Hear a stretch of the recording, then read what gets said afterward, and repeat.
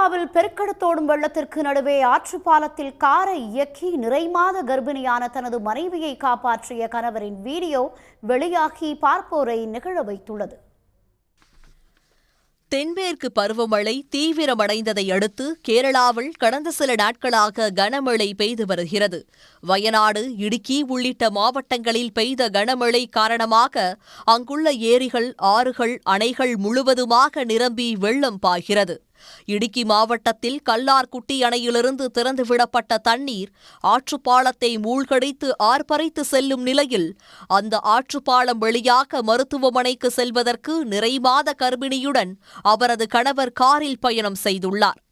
Alto K10 model வகையை சேர்ந்த இந்த கார் எளிதாக ஆற்றில் அடித்து செல்லப்படும் அளவுக்கு எடை குறைவாக இருந்தபோதும் கர்ப்பிணி மனைவியை காப்பாற்ற வேண்டும் என்ற உத்வேகத்துடன் அவரது கணவர் துணிச்சலாக காரில் சென்றுள்ளார்.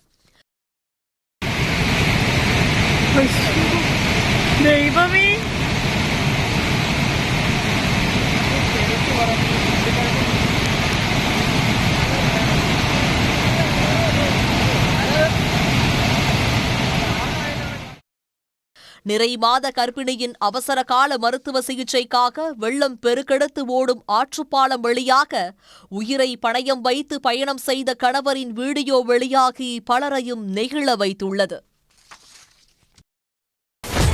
சன் நியூஸ் வாட்ஸ்அப் சேனலை ஃபாலோ செய்யுங்கள். QR கோடை ஸ்கேன் செய்து சன் நியூஸோடு இணைந்திருங்கள்.